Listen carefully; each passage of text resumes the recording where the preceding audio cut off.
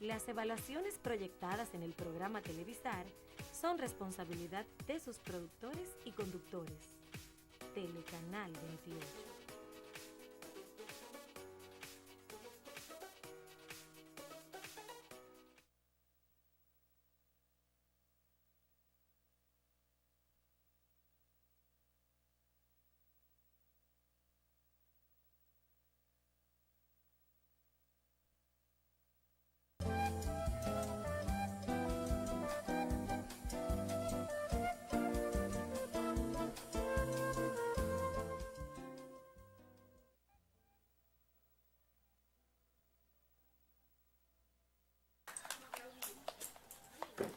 Muchos piensan que Duarte es cosa del olvido.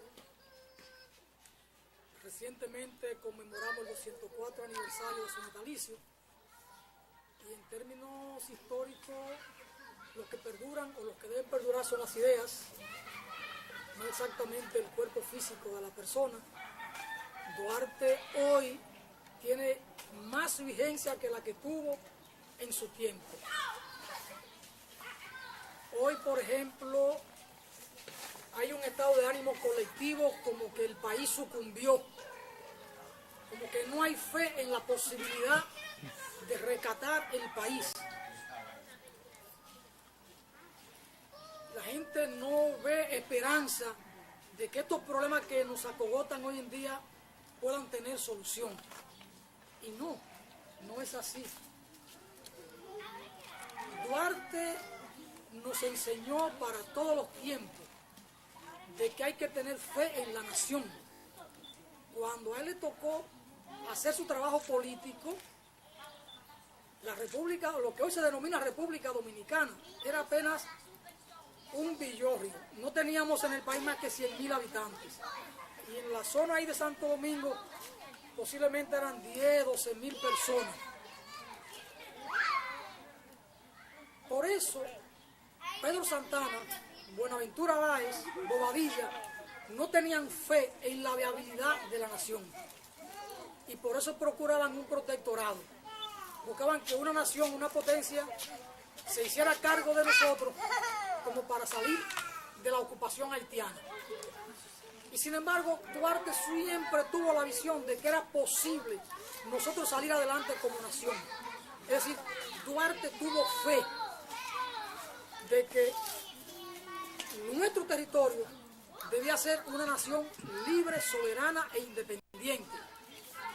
Por eso en un momento dado Duarte establece que si Francia tiene su monarquía y España la suya y Estados Unidos ha organizado un gobierno propio, ¿por qué nosotros los dominicanos no podíamos tener nuestra propia bandera y salir del yugo haitiano sin tener que recurrir a una bandera extraña?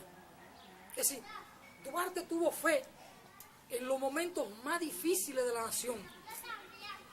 Y de esa perspectiva, Duarte nos llama también hoy a nosotros tener fe en la posibilidad de recuperar los destinos de la nación. Recuperarla de la inmoralidad que nos desgobierna en toda la vida republicana. Recuperarla de la falta de fe de los gobernantes, porque en la práctica política institucional nosotros operamos como si fuéramos una colonia. Entonces, ese es un principio fundamental que hay que recuperar de Duarte, el sentido de la fe, de la confianza en la posibilidad de la nación salir a camino como institución soberana, como institución independiente. Y voy más lejos en ese sentido.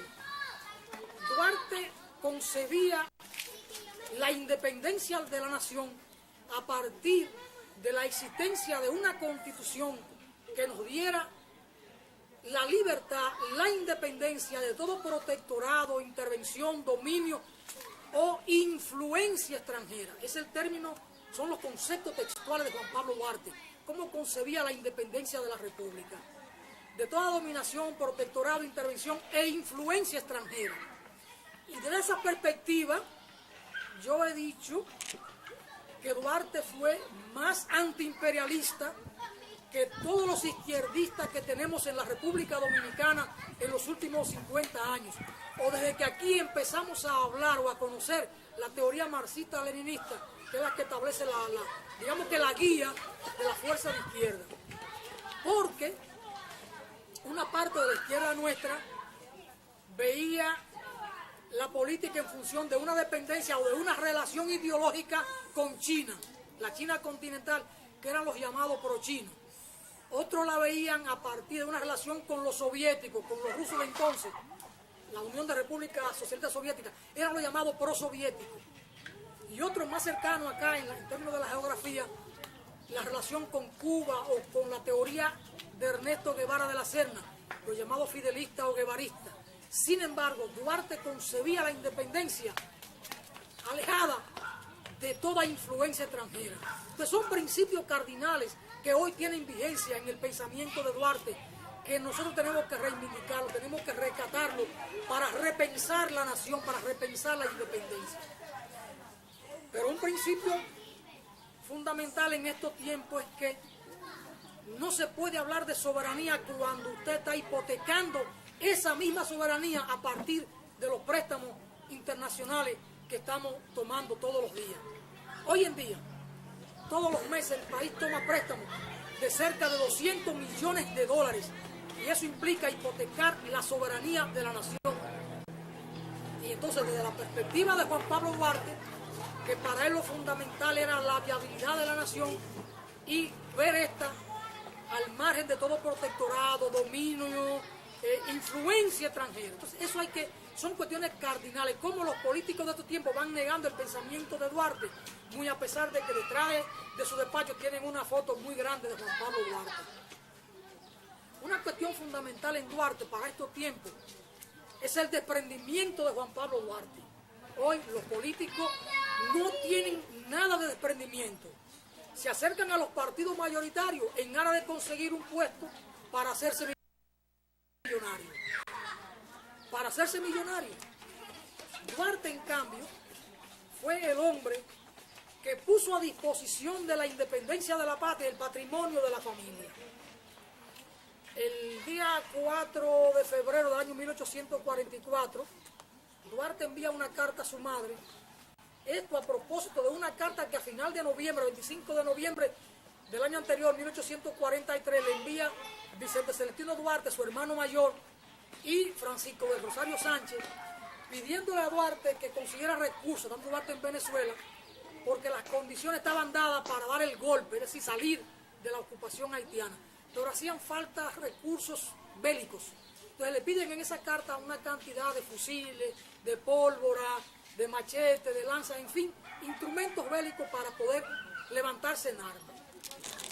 Y Duarte, en esa carta que le envía a su madre, le dice que el único modo que encuentra para reunirse con la familia es lograr la independencia de la patria, pero que para eso hacen falta recursos supremos, recursos que no se tienen disponibles y que él no ha podido conseguir en Venezuela a pesar de los ofrecimientos.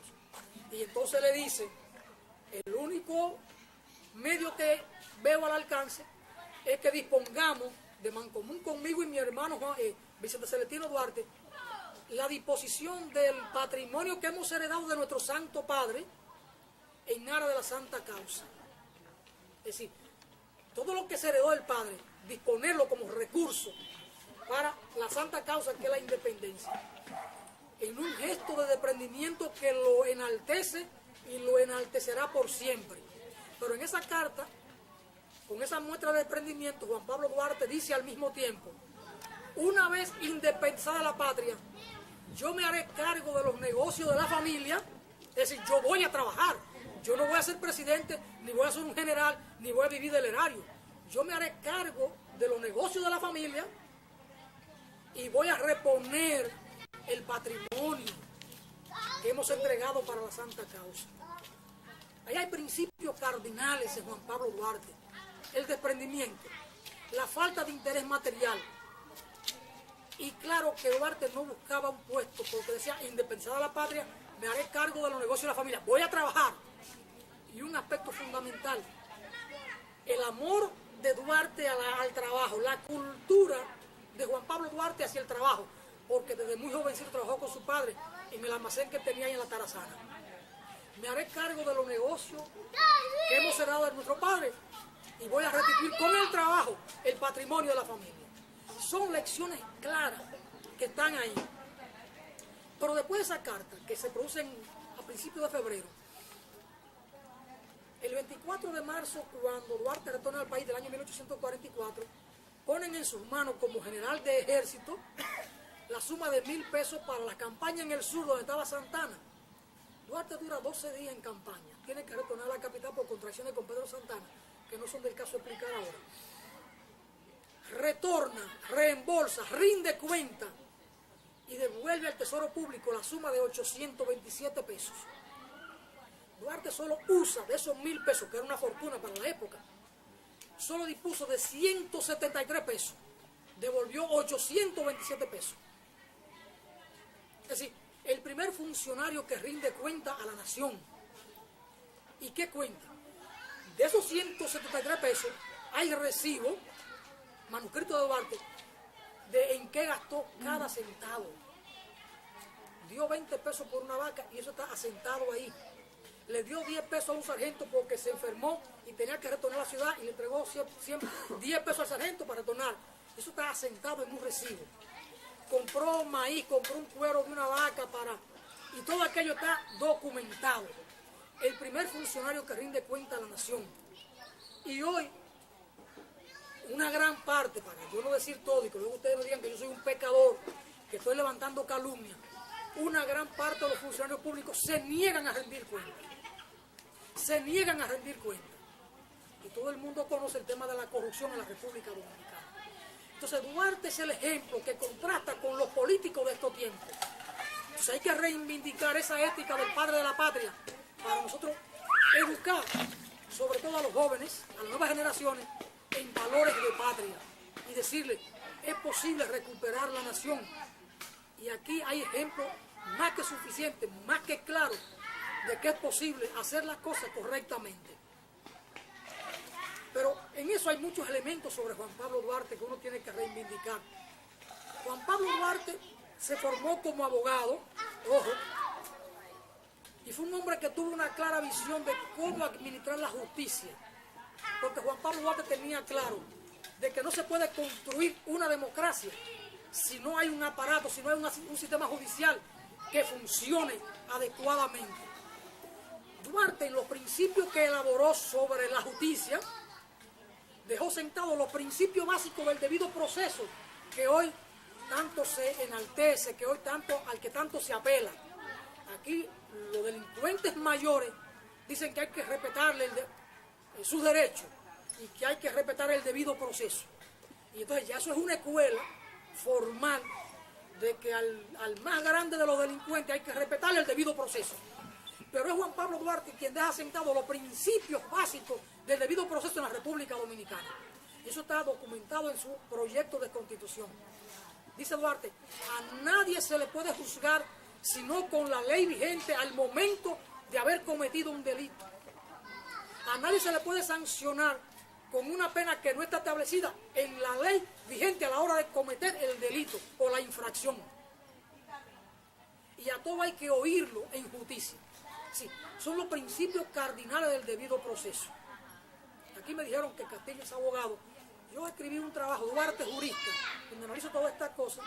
Si usted me lo permite, se lo puedo dejar de regalo al final de la jornada. Entonces, Duarte fue un hombre que previó todas estas cosas, pero además un hombre con una visión de la democracia a toda prueba. Hay un artículo en su proyecto de constitución, el artículo 70. Duarte dice, la religión del Estado habrá de ser siempre la católica apostólica, pero sin desmedro de los demás credos. Es decir, es una visión de la democracia. Mi fe es la católica. Mi religión en términos de militancia es la católica. Pero yo reconozco que hay otros credos, que hay otra manera de pensar a Dios. O hay otro punto de vista para ver a Dios, para tener su deidad. Por eso dice, sin perjuicio de los demás credos. Ahora, un hombre de una ética a toda prueba dice en ese mismo artículo, siempre que no ofendan la moral pública.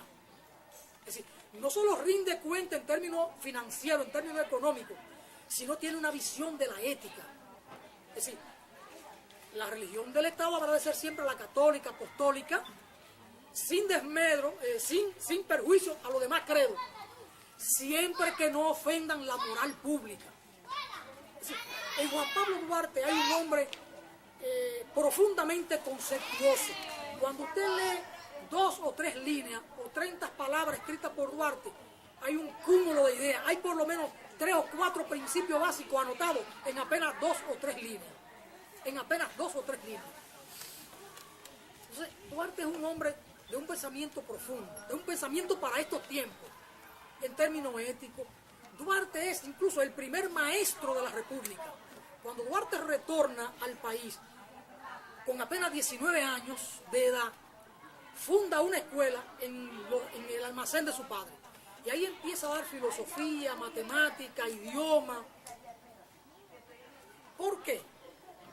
Para acercarse a los jóvenes de su tiempo, no solo prepararlo en términos del conocimiento, de la literatura, de un idioma o de las matemáticas, sino al propio tiempo ganarse la confianza e inculcarle los valores, los principios de la necesidad de luchar por la independencia. Es decir, la visión estratégica de Juan Pablo Duarte. Empieza dando matemática, inglés, literatura, filosofía, principios básicos, para ir ganando adeptos para el proyecto que tiene en mente, porque ya Duarte, cuando va saliendo del país a estudiar a Europa, porque han cerrado las principales instituciones educativas del país, con apenas 16 años, 5 meses y 1 día de edad, porque sale del país el 14 de junio del año 1829, ya está pensando en los asuntos serios de la patria, cuando el capitán del banco le dice que ni él ni su padre merecen tener nombre porque le están besando la mano a sus antiguos esclavos, es decir, a los haitianos. Y Duarte le responde: tenemos un nombre y tenemos orgullo en llevar ese nombre, somos dominicanos. Es decir, tiene una visión clara.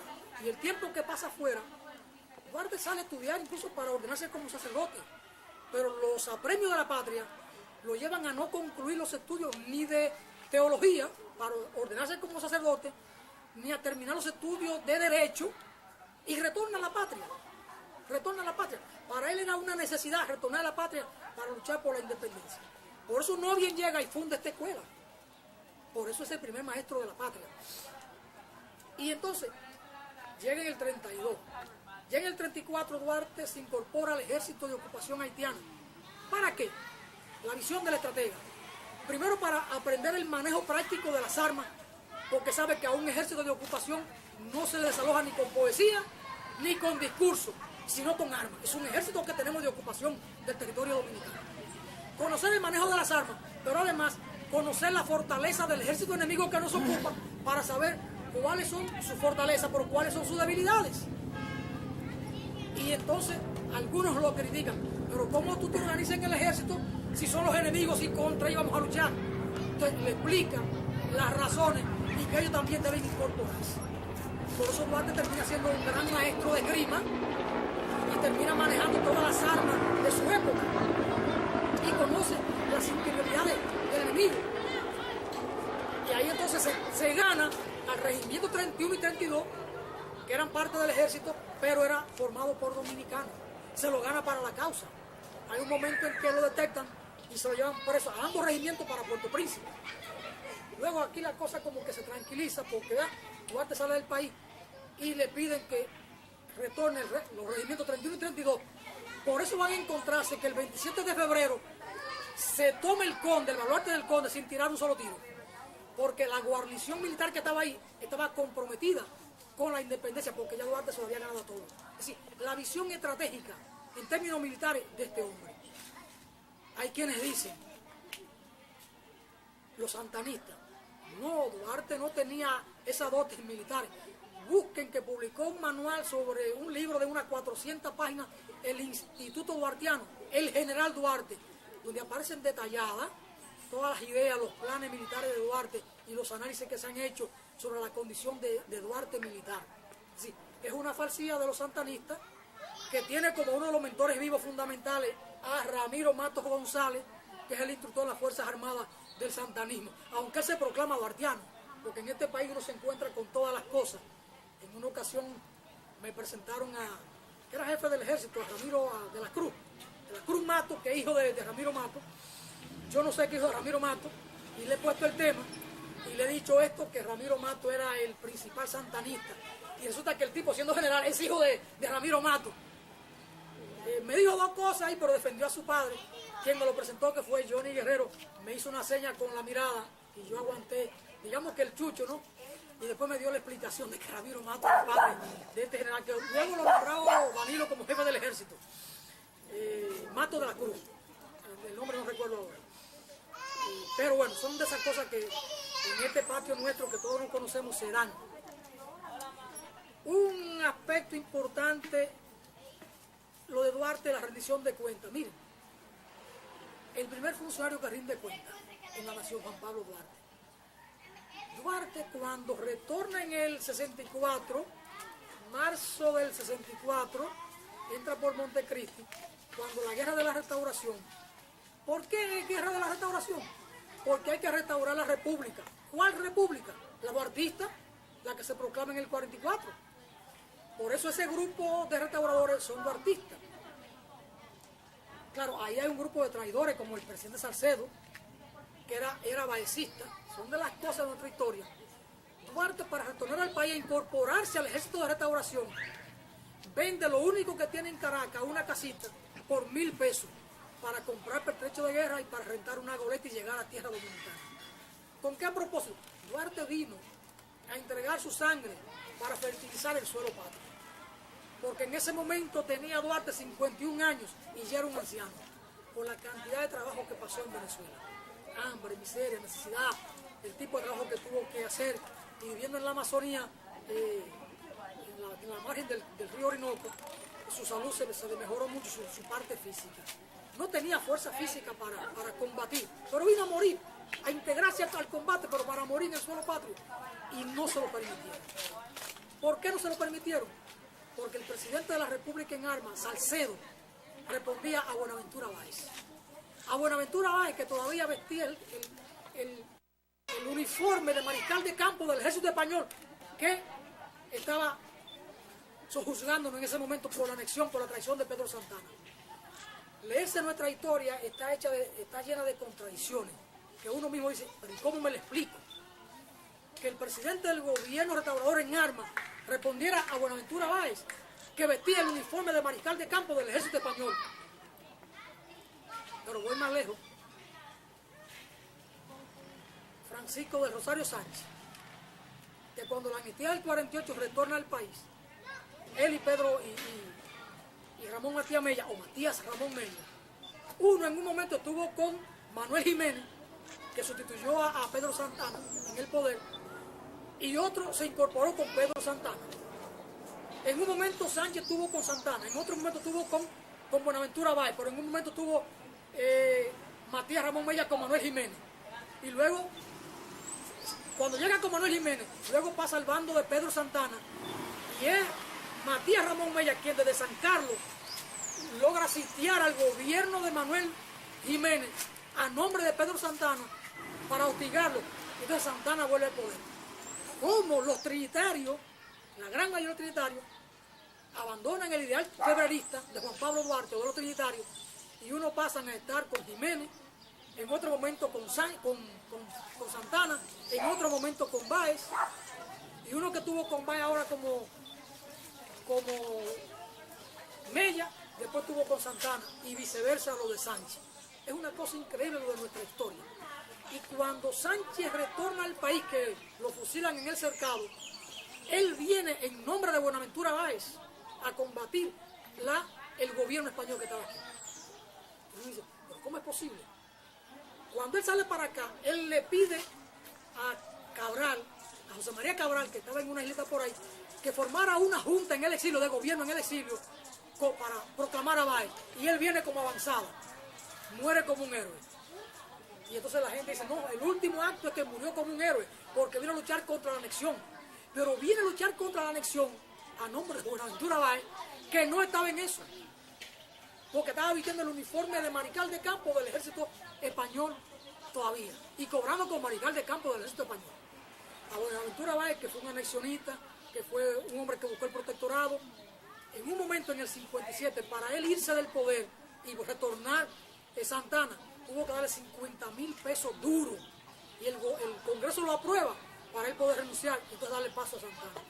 La historia nuestra está llena de contradicciones. Cuando uno la lee, cuando uno la estudia, dice, por esto no es posible, esto no es el país nuestro. En esa génesis de la historia nuestra, de la vida republicana, está la causa, la razón de los males de estos tiempos, de cómo nosotros no nos ponemos de acuerdo para sacar a los malos del poder. Entonces los llamados liberales, los llamados progresistas o democráticos, o los hombres y las mujeres honestas del país, que los hay y muchos, los buenos somos más, pero andamos divididos. Históricamente ha sido así. De todas maneras, pienso que hay que ir a la raíz de la República, que es ir a Duarte y que es ir a la honestidad, al valor de la ética, al valor del desprendimiento, al valor del amor a la patria, al amor de entender de que esta patria nuestra es posible caminar de manera independiente sin depender de nadie.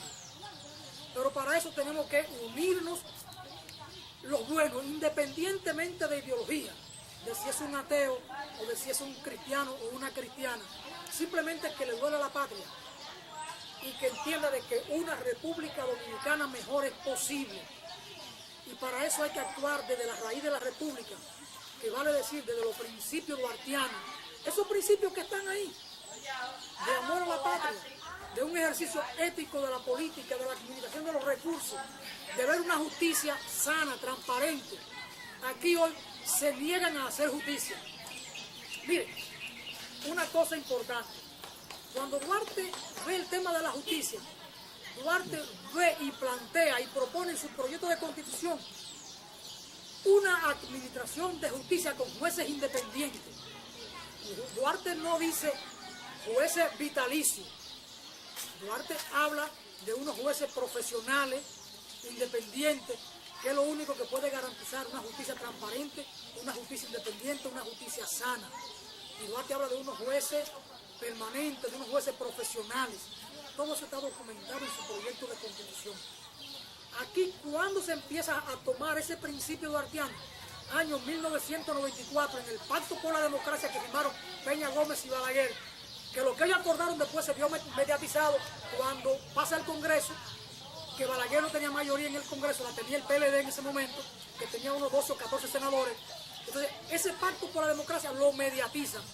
Y es ahí cuando eligen esta Suprema Corte de Justicia y asumen un organismo que ya Duarte lo había previsto, del Consejo Nacional de la Magistratura. Eso es un principio duartiano del año 1844. Y es, ¿cuánto? 90 años después, cuando aquí por primera vez se empieza a tomar esto como un referente.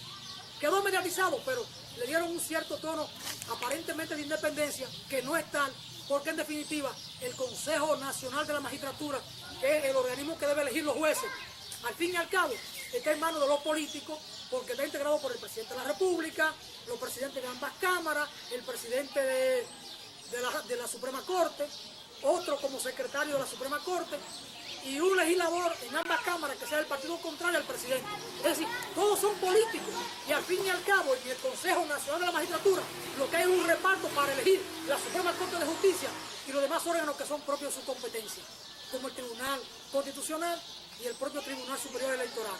La llamada Alta Corte sigue secuestrada en manos de los políticos.